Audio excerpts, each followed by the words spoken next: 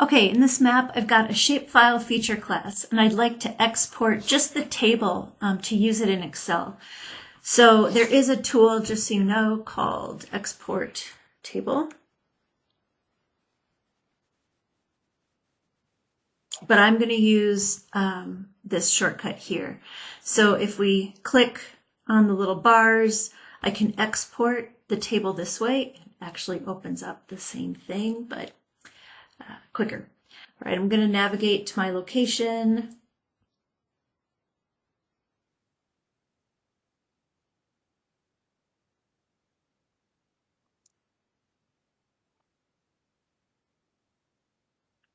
And notice that it's tagging it as a DBF file, a database file. And I saved it to my desktop. And you need to change this from all Excel files to all files. And there you'll see the DBF file.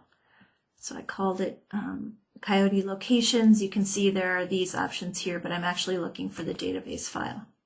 I'm just going to fix the column width.